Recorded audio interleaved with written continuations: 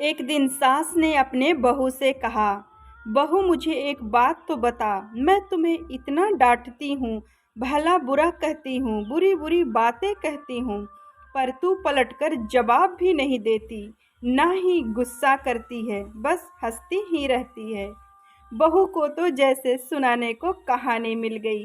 कहने लगी, माँ जी, आपको एक बात बताती हूँ। जब मैं छोटी थी तो मुझे हमेशा ऐसा लगता था कि मेरी माँ मेरी सगी माँ नहीं है, क्योंकि वह मुझसे घर के सारे काम करवाती थी।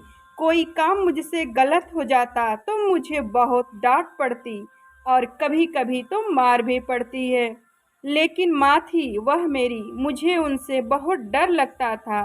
कभी कभी गुस्सा भी आ जाता था, लेकिन मैंने कभी भी उन पर गुस्सा नहीं किया।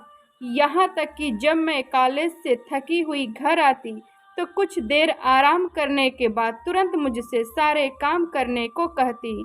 और फिर जब मेरी भाभियाँ आई तो जैसे मेरे काम और भी ज़्यादा बढ़ गए। होना तो यह चाहिए कि बहू आई है तो सारी जिम्मेदारी उन पर डाल दी जाए, लेकिन मेरी माँ ने फिर भी मुझसे ही सारा काम करवाती थी। कभी कभी तो भाभीियों के काम भी मुझसे ही करवाया करती थी और कहती है कि यह सारे काम तुमको ही करने हैं, और उन्हें डांटती भी नहीं। फिर मेरी शादी के 2 दिन पहले मेरी माँ ने मुझे प्यार से अपने पास बिठाया और कहने लगी, बेटा आज तक समझना कि मैं तेरी सास थी। मैंने तुझे प्रैक्टिस करवा दिया और तुझे बता दिया है कि सास ऐसी भी होती है, लेकिन अब तेरी शादी हो रही है तो आज से मैं तेरी माँ हूँ। बेटा जब तुम्हारी सास तुम्हें कुछ कहे तो समझना कि जैसे मैं डांट रही हूँ।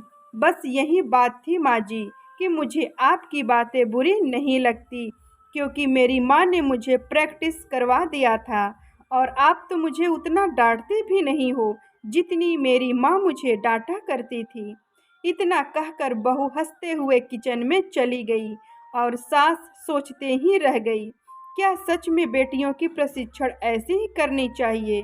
सच में दोस्तों बहुत ही शिक्षाप्रद कहानी है। आपको यह कहानी कैसी लगी दोस्तों, हमें ज़रूर बताइए।